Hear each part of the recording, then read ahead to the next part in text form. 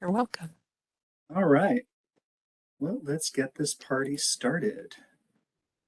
I'm going to go ahead and share my screen. And I apologize if you see little gray screens on your screen as we go through, but that's just the nature of WebEx.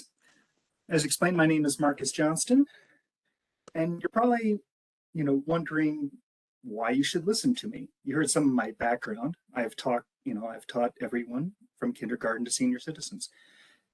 Everyone's a little different. Everyone has different needs at different size. You go from teaching, the difference between teaching doctors, and even inside doctors, you have people who work in the emergency department. You have people who work as surgeons. You have a variety of different people. This is especially true here at the city of Phoenix because we have everybody here. Lawyers, managers, police officers, construction workers, janitors, you name it, we hire them. How do you train a variety of personnel? KYA, know your audience, read the room. But how do you accomplish that? By having emotional intelligence. Now, so you're attending my presentation, and I'm only like a minute in, so let me answer the first question that you probably have in mind. What's in it for me? Q applies to me because I have to work with a great variety of different people. And guess what? So do you. Oftentimes we tend to not focus on that very much. We tend to think of technical skills when we start into an organization or start a new task. But if you're working with a customer or a vendor, your technical ability becomes a lot less important compared to your interpersonal skills. When I was working in different hospitals, I learned very quickly you never want the programmer to be in the same room as the client. Because oftentimes the client's going to say, we would like X. And the programmer's just going to look at him and says, you can't have X. And the client says, but we really need X. And the programmer just says, can't have X. You need somebody, and it was usually me, to step in and say, the reason you can't have X is because it impacts Y, Z, and A. And if you do that, that's going to mess up everything you're hoping to do with X. Programmer is talking a completely different language than the client. He can't tailor his message, but I could. That's the power of EQ. Now, you may not have to deal with your customers directly. After all, that's why you hire people. But it's still important because as your responsibility increases, your skills change. When you begin supervising others, you need to be able to read your employees, know when somebody needs to be encouraged or punished, when somebody needs help or when to back away. Let's put it simply. Understanding emotions helps you deal with people, and you need to deal with people every single day. However, in your case, I'm only dealing with you virtually. So thankfully, there's a couple ways to help us be more interactive. Naturally, you can't see everyone else who's in this room, and I can't see you. So the way to help us out to make this a little bit more interactive is we have little things that we can actually do. One of these is the annotation tool. I really love this tool.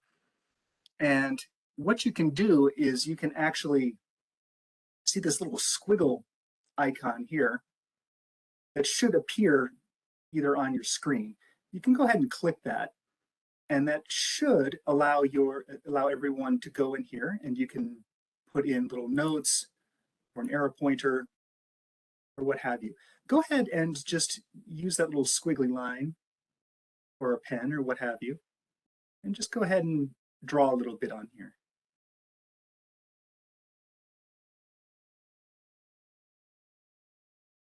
I see it on your slide, but not on my window. Okay. Apologies. That's okay. I allowed one person to start annotating. Apparently it's going to make me do this person at a time. Annoying. There's other ways to be interactive, of course. There is also this lovely, there's these level emoticons. So you can just click on the little smiley face, and this will then bring up a variety of reactions that you can do. Of course, you can feel free to talk at any time, or if you're feeling a little shy about talking in front of a group of strangers, feel free to just go ahead and go to the text field, and that will allow you to go ahead and chat to everyone. Just make sure your to is to everyone, or if you need to send a private message to me, send it to the host. I won't be able to kind of react while you're doing it, but trust me, Melody is responsible for keeping me on track here. Will get the information back to me. So the smiley face is also really good to give me a little feedback since I can't see your smiley faces. Thank you, Lynn. And with that being said, just go ahead to make sure that the chat works for you. If you click on the chat button, go ahead and type in, send to everyone what your favorite flavor of ice cream is.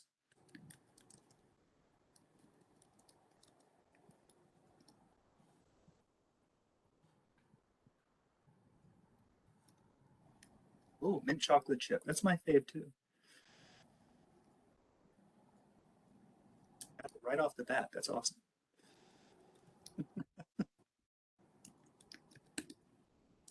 Butter pecan, good choice.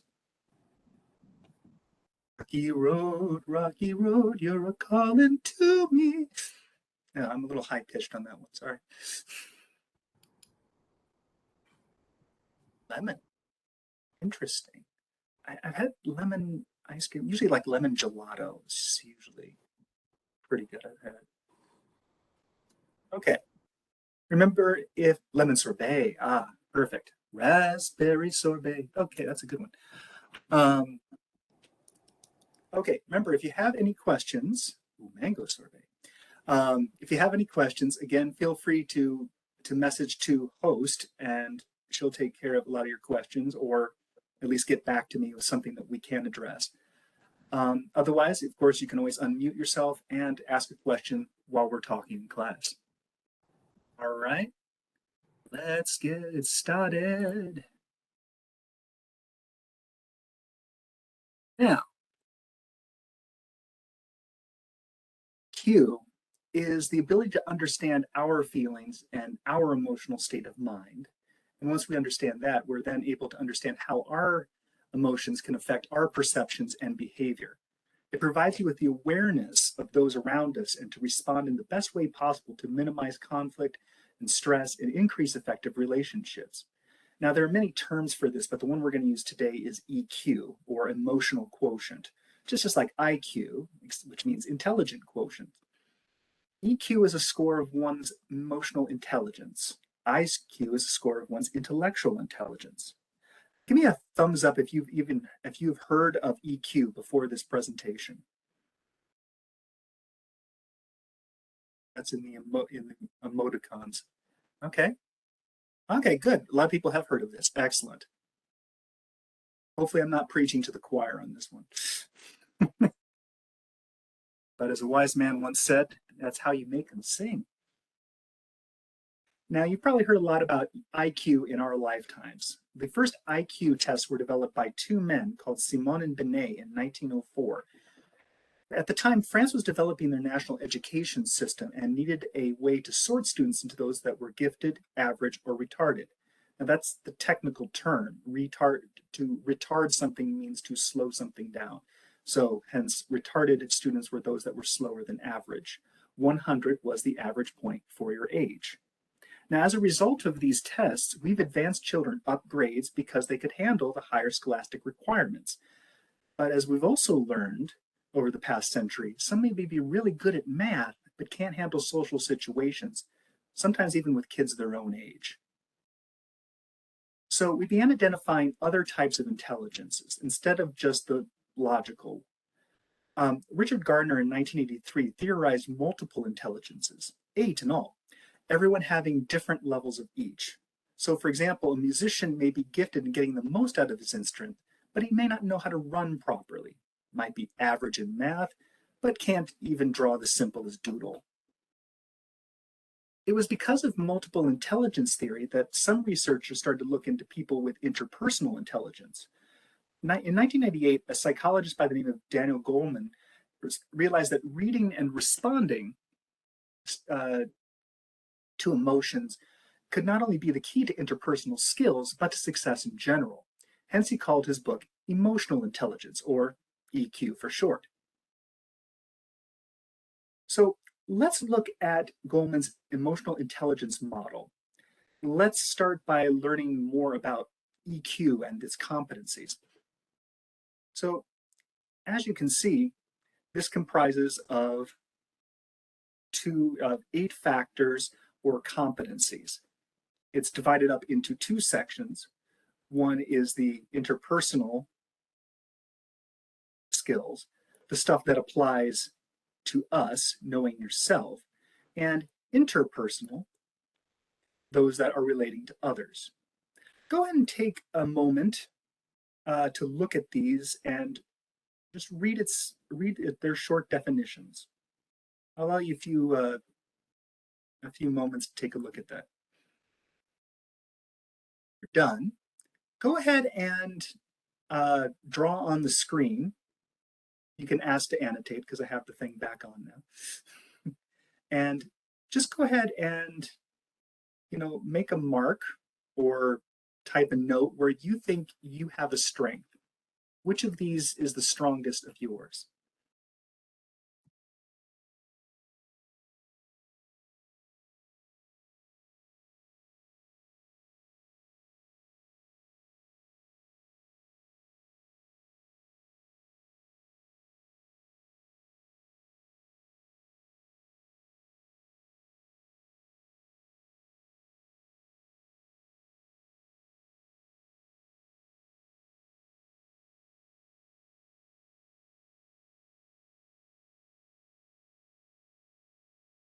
Okay.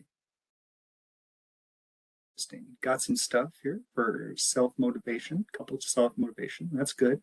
That is something I certainly do not have. It's really hard for me to be self-motivated.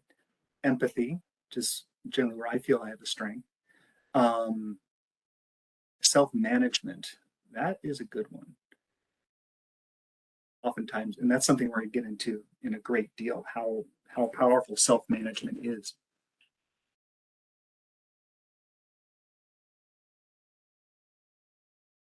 Okay, now we're going to take a deep dive into all these competencies in our time together. So let's start with the ones that explore ourselves, or the intrapersonal ones. It's always hard to say that, isn't it? It's an intra versus interpersonal. It's always. All right, thank you, Brian. I appreciate that. Sorry, sometimes, again, WebEx likes to play, and sometimes it doesn't like to play. We'll try to get you in on the next time. Now, why do you think these 4 competencies are covered first? So why am I covering the ones that cover exploring ourselves rather than the ones that explore others? Go ahead and either say it out loud or put it in the chat.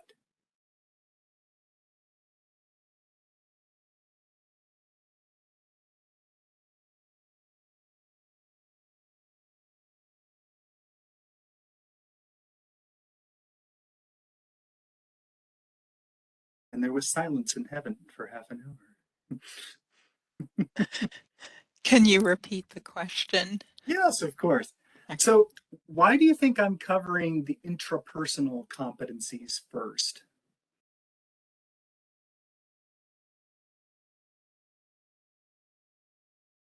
Actually, Deepti, I actually did see your mark there for empathy, but thank you.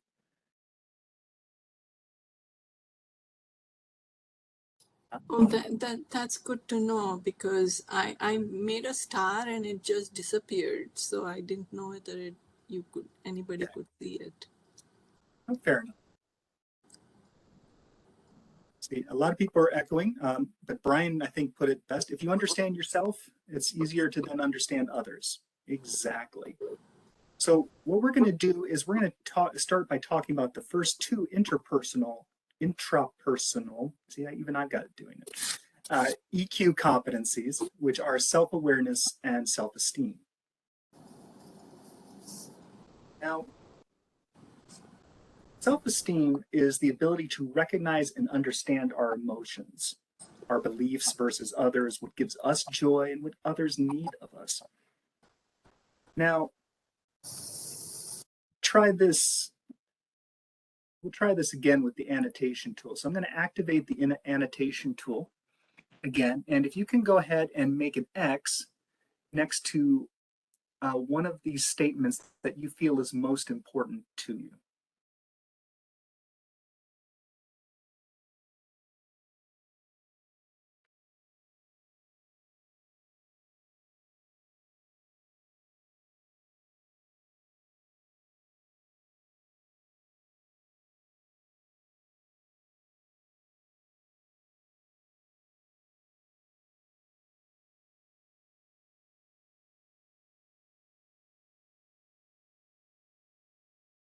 I'm sorry, I just mean the statements here on the screen. Which of these things of self-awareness is most important?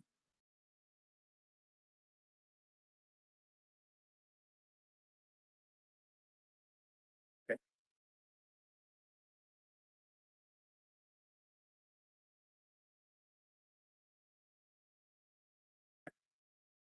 A little spread out of things. Good. Now we got everyone shifted. Okay, I apologize, Deepti. Deepti, I have to. You are able to see my screen. I am sharing it. Not, then we have another problem. Okay. So I see a bunch of different marks in different areas, which is good. You want to see a variety of things because naturally, not everyone is the same. We all have different needs and okay. Different needs of self. I'm sorry, I didn't finish my thought before I hit the screen on this one. Now, part of self-esteem is understanding how you look at yourself. It's about understanding your personal value and feeling confident and self-assured. Now, before I get into this, I'm guessing I've done enough of these. Okay, never mind. We'll just have to go with it. Sometimes if your self-esteem is too low, you can always be second guessing yourself or doing what have you. I'm sorry, a little distracted here. Shift my things slightly. Okay. Let's see if that fixes the problem. Sometimes if your self-esteem is too low, that can be, getting in the way and you're getting in the way of yourself. You can second guess yourself a lot. Or your self-esteem is too high. And I've had friends of mine who were just like, oh yeah, I can date anyone I want. I can just go up to any woman and ask her out, no problem. Like, okay, dude. Oftentimes you can come off arrogant or cocky, and it does not always mesh well there. So sometimes, even though you may have high self-esteem, you don't have very good EQ. So let's go ahead and start looking at the self-awareness and self-esteem by examining our emotions. Now, I used to work in a children's hospital. So when you're in pain, it's kind of hard to identify your emotions. So Robert Plichnik, who also worked in a children's hospital, developed these 8 basic emotions. He actually created this entire emotional wheel that's similar to the color wheel from which these basic 8 are derived. In the same way, what he would do is just say, here, I want you to point at, I want you to be able to point at what you're feeling at. And that's exactly what it works. And it works out very well, especially if you're in a lot of pain. Now,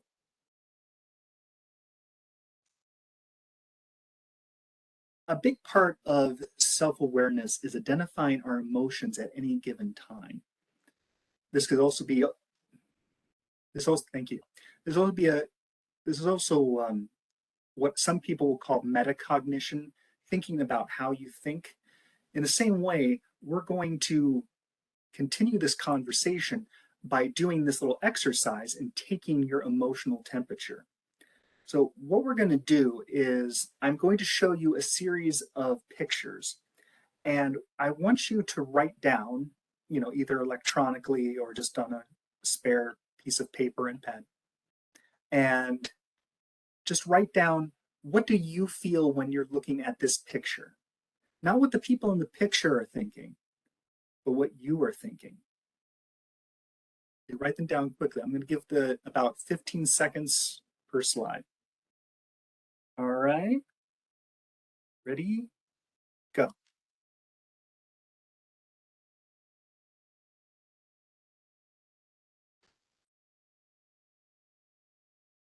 All right, keep on the puppies.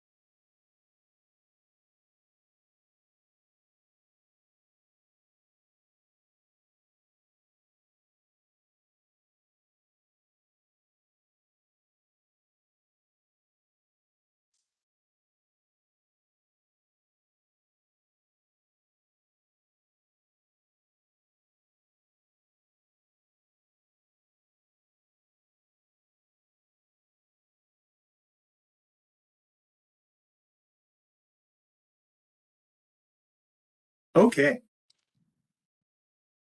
Hopefully you had a chance to write things down. Normally I would do a kind of a breakout activity at this point, but because of the way we have our current things set up, I'm going to just do this activity in person. Which of those pictures did you feel you were most affected by? Again, go ahead, put that either in the chat or you can say it out loud.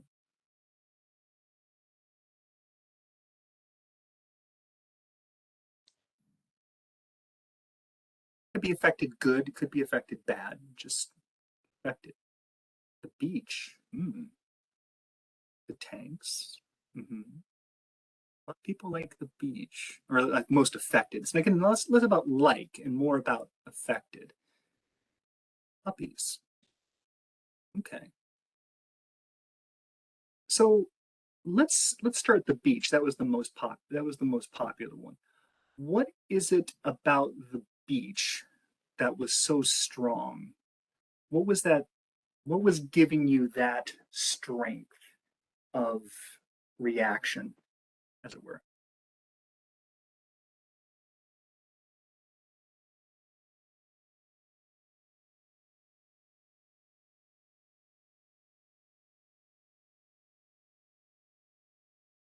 This is a harder question, isn't it?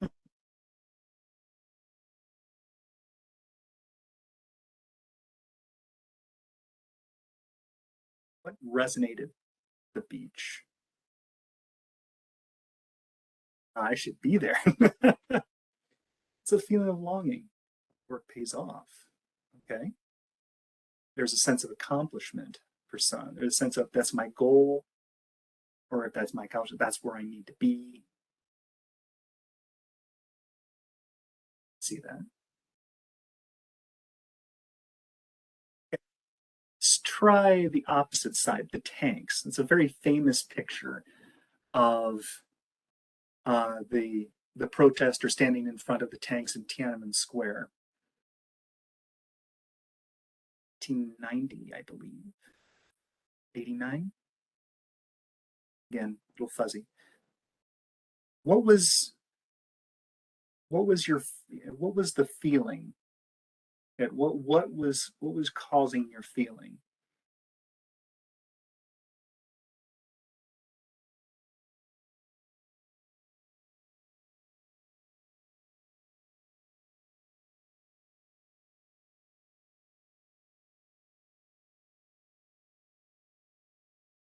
While you're thinking about that, the wanted that man to succeed.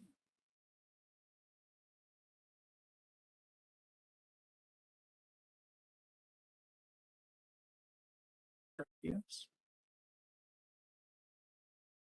Be a proper history nerd if I wasn't to tell you an interesting story. The tanks actually did stop for that guy. Given the uncertainty of the world. Yeah, back when you're in your 20s. Yeah, I hear that. The tanks did stop for that guy. They actually, like, he stood in front of him. The tanks tried to get around him. They stopped. The Chinese government, the army wasn't sure what to do. They were calling back for orders because they weren't sure what to do. Because normally the guy just moves. They didn't have authorization to proceed into the square. So he was actually able to hold them off for many minutes. Strange thing. Okay, so we'll do the little happy one. The puppies. What did the puppies get inside you?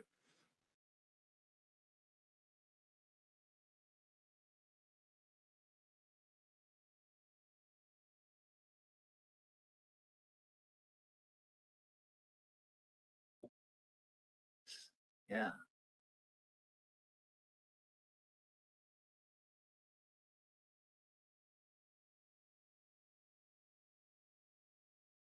Happy memories of puppy training. That's a good idea. That's a good one. Yeah, my puppy training experiences were always kind of a little different than most because escape from the outside world. It's a good one. Because we had a dog that wouldn't bark.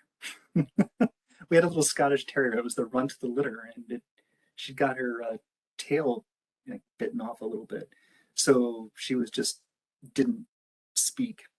Very calm, very nice dog. Never hurt anybody except for spiders and baby rabbits. That was it. Otherwise, the cutest dog. Madge was great.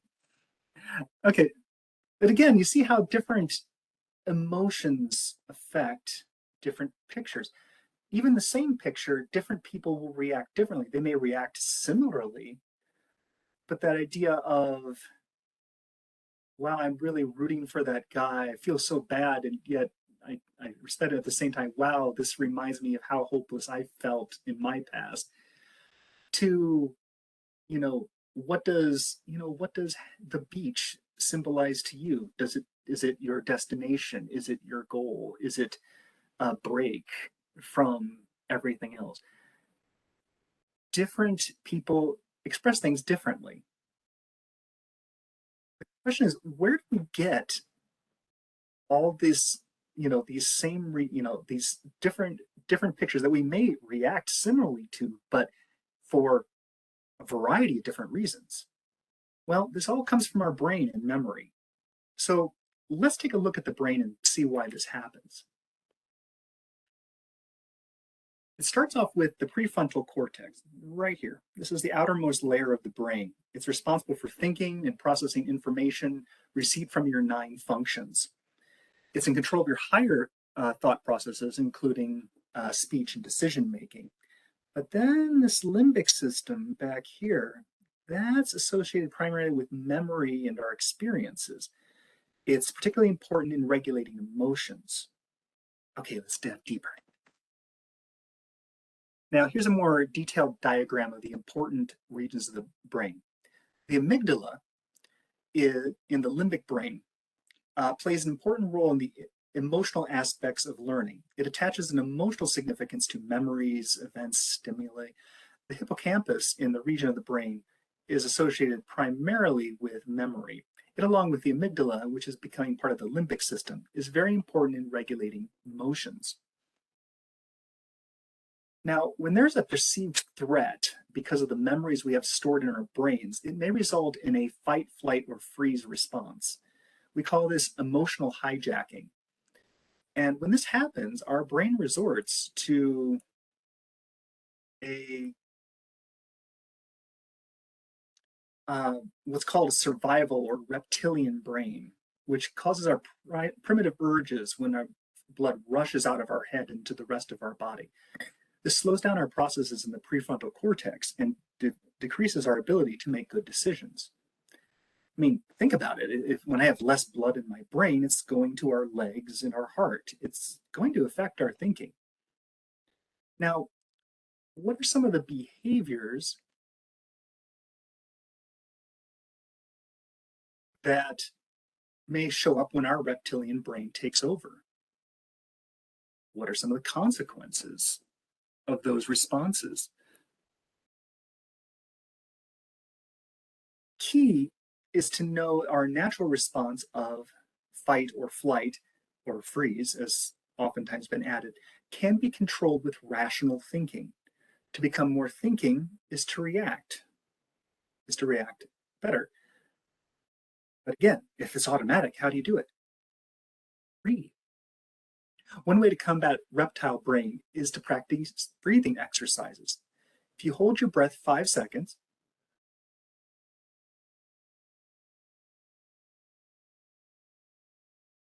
then breathe, and repeat that 3 times, you'll notice that you're, in a sense, forcing yourself to slow down. It also is getting more oxygen into your brain. Remember, the oxygen, your blood is pushing oxygen away from the brain in those scenarios. If you are deliberately encouraging more oxygen into the brain, you're able to get rid of that fight or flight response. It just comes down to breathing. But it's only one technique. Another technique, of course, is what I did here, tracking your emotional temperature. Do it throughout the day. Start recognizing when things happen. For myself, I have ADD. It's something that we really weren't testing back when I was going through school. It was something I learned really later. And one of the things that I've learned that is part of my reptile brain is what I call ants, or automatic negative triggers. I do something wrong. I think, gosh, I'm such an idiot. Why do I bother keep doing this? I start to realize, oh, that emotion, that automatic negative response trigger that's my reptile brain firing. I need to stop that. I need to recognize what that is and say, no, that is not the correct response. I can control this, and I can get back to what I was doing with realizing that that is not what other people are thinking of me. It's a self-awareness that will serve you well. So as we move through, we're going to start with another competency of EQ, self-motivation, and then we're going to move on to self-management, where we're going to talk a lot about our emotions and our triggers and reactions. First off, take a look at this picture of the gal in this picture. She is not happy. At least she's not convinced of something. Again, none of these people have to speak, and you can tell just from the picture what a lot of these people are thinking. So we're moving on to self-motivation. Remember, we're still in the intrapersonal part of EQ. So what is self-motivation?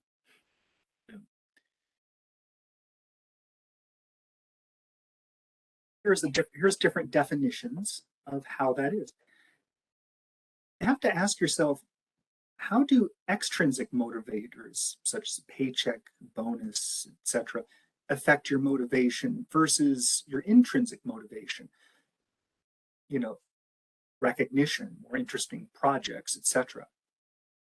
Oftentimes, it's the internal drive or passion, which is usually a lot stronger rather than the exterior.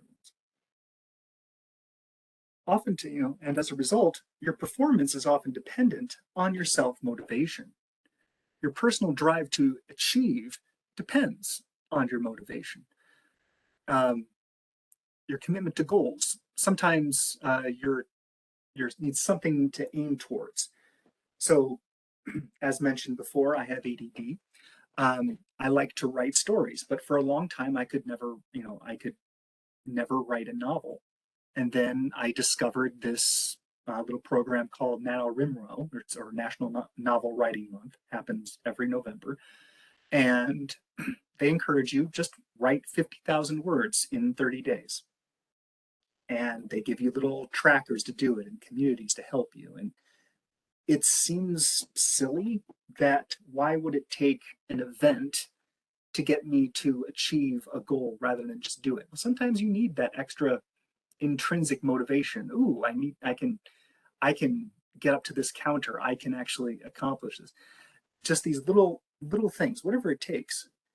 Getting that initiative, not just to wait for the opportunities, but then create opportunities. Once you know the system, say, for example, to write your own novel, then why can't you do it any other month? Which is which I done later on in life. And then optimism and resilience. The ability, optimism, of course, is just to look on the bright side of things. One silly little thing I do all the time is to, say, how are you doing? It's like, I'm peachy, or I'm walking on sunshine, or, I'm living on a planet of my own design. Anything but fine. Purpose. Because my natural tendency is to go like, yeah, another day, another dollar. But everything falls from that. If you immediately hit something at a positive attitude right off the beginning in a conversation with somebody, you are already increasing the emotional level of the conversation. It sounds stupid, but it works. Same thing with resilience. Yeah, you have a bad example. Wow, I really messed this up. But then resilience, bounce back. Okay, let's challenge it again. Sometimes you have to take a step back and do it. Sometimes just a matter of thinking positively and trying again. Again, it's sounding simple, but it's not. But sometimes little tricks you can do to get in often works. Which gets us to self-management, controlling your actions and how you respond to emotions. So again, here's that picture. Everyone's looking concerned. I think that the gentleman over to the left is looking at that paper, looking, what about this? Our eyes are naturally drawn to the middle of the screen where the woman is sitting. But is she the one leading the meeting? Is she the one in charge? Is she the one who is debating the wisdom of everybody else? Hard to tell. Self-management. How does self-management fit in here? So what I'm asking is, if I know the other three concepts, self-esteem, self-awareness, and self-management, then why do I need self-management? A tricky question. Has anyone got some answers?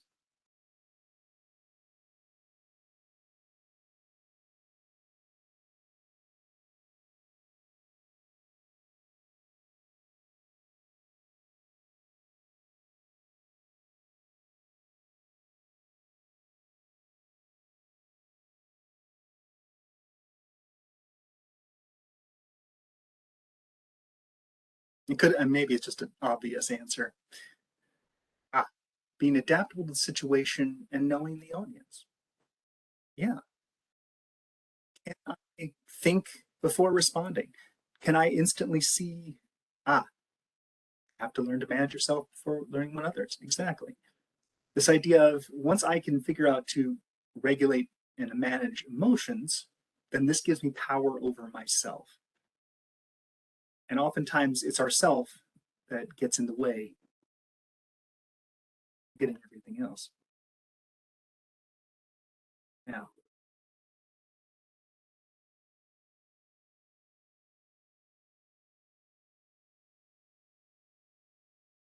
let's say that self-management is the ability to, of course, to regulate and redirect disruptive impulses and moods. But it's also the ability to suspend judgment, to think before acting. Now, in this case, there's oftentimes, as you can see, triggers that immediately, cause our reptilian brain to kick off. And sometimes it's hard to ignore those options. I mean, is it possible to have self-awareness and still not be able to regulate or manage our emotions? Yes. It is. We may not be simply motivated to respond differently, or we just simply may not care about particular advocacy. One of the tricks in using a strategy as a strategy is being mindful, aware of not just being mindful of sorry, lost my train of thought. My apologies.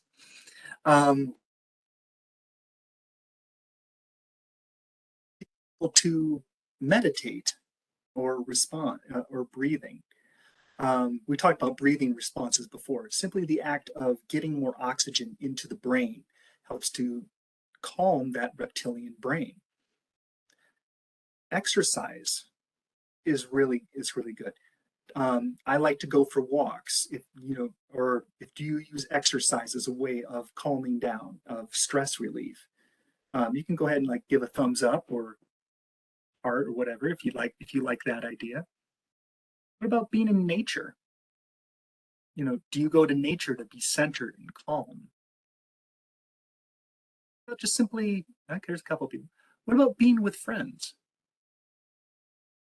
Sometimes simply, being with other people, even though you think that's one of the reasons we don't want to be with others, but it's important to sometimes just be around other people to calm down. All of these strategies can work with different people, and not all will work in every situation. But part of being mindful of how your emotions are reacting, knowing when you're triggered, knowing when the reptile brain comes in, start to act, that's where you're going to be successful. Okay, so now that we've talked about the intrapersonal part, I'm going to shift over to the interpersonal part and see if we can get into how we relate with others. As I mentioned, so now we're on the lower half of this chart.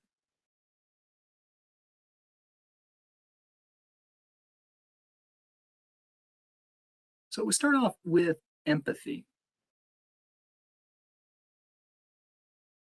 Empathy is all about others.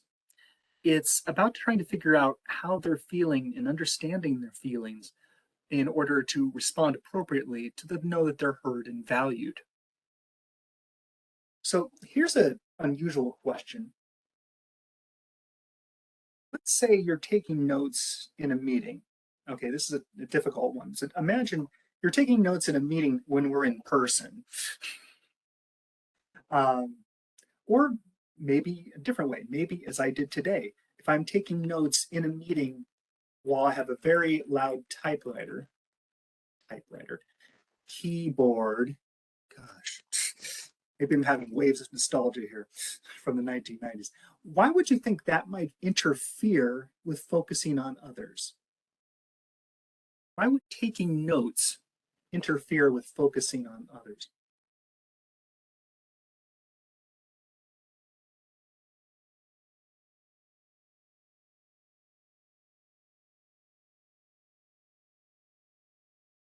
Loss of attention, good.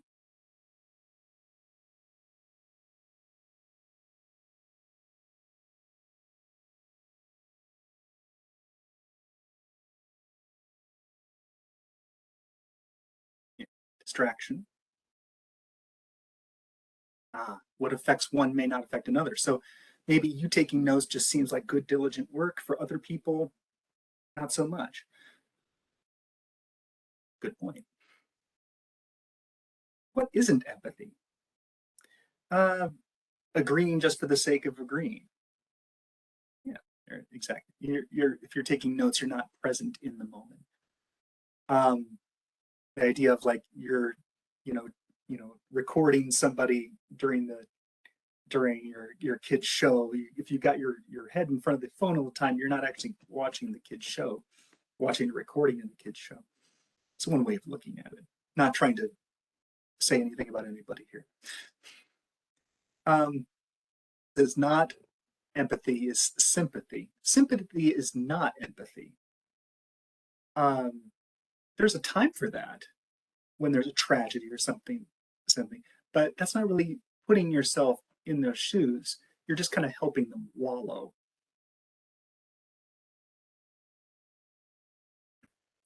Somebody comes to us with a situation at work or in their personal lives, or when they're upset, something they saw or heard in the news or an email, and we're there for them, that can be empathy. It's very important that we use empathy as often as possible, and here's some techniques. History. Sorry? Okay.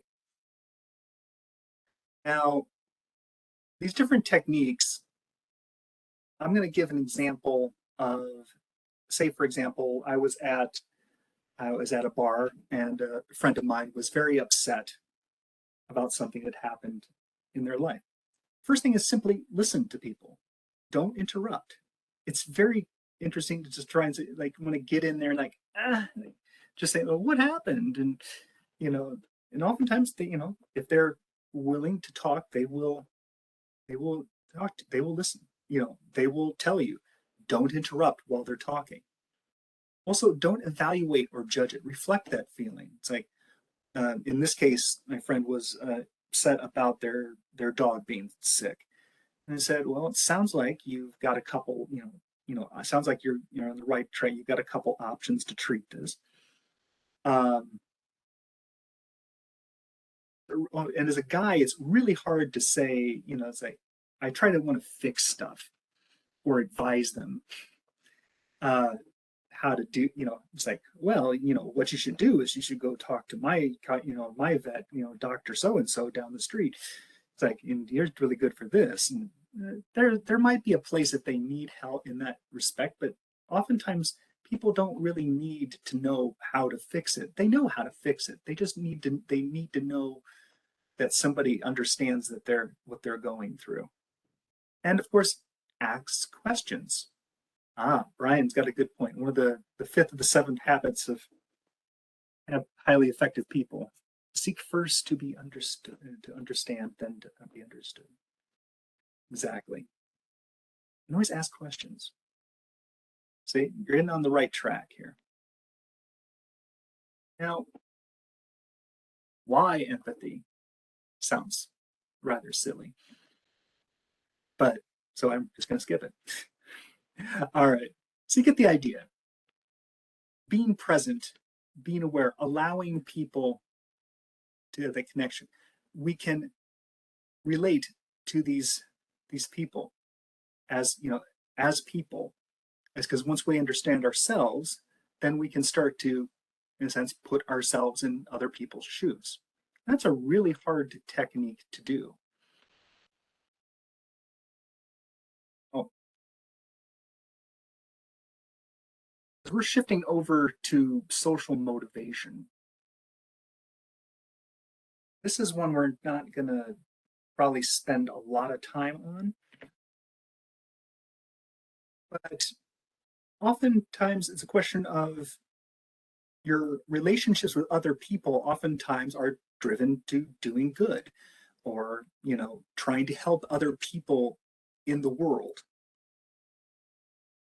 Now, it adds in an element of others. Now, the others may be the person next door or the one to the one in the next town over or the next street or the next nation over. Does this make sense? Any comments before I get to my, thank you, my last competency? All right, social management. This is the last one on this section. Now,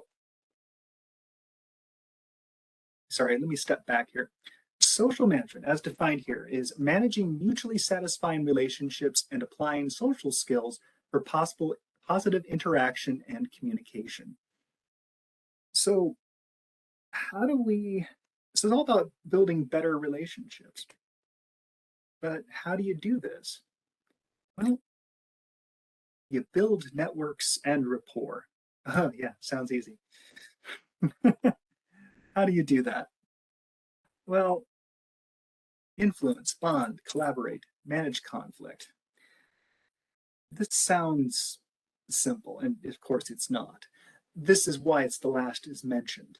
The idea of if we understand ourselves and we start to have, be empathic with other people, to making those connections with others, then we can start trying to create that bond. If people can trust us enough to tell us the stories in their life, if they know we're not going to blurb about this to Janice down the hall, if they know that we can be trusted, that we are listened to, then later on, when they're willing to hear our advice, we can give it. We can influence. We can say, hey, tell you what, do you need a ride somewhere? We can collaborate. I can bring you to this thing. It's on my way to something. And probably most important is managing conflict. There is conflict all around us. In fact, that's an entirely other class to play with. But if you can handle it, if you can start building up your networks of social management, then oftentimes managing conflict with those you know and often those you don't becomes much easier.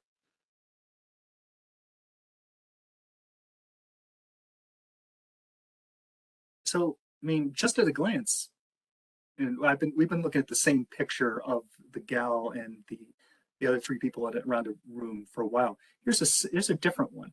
Can you just look at the picture and gauge the emotions of everyone at this table?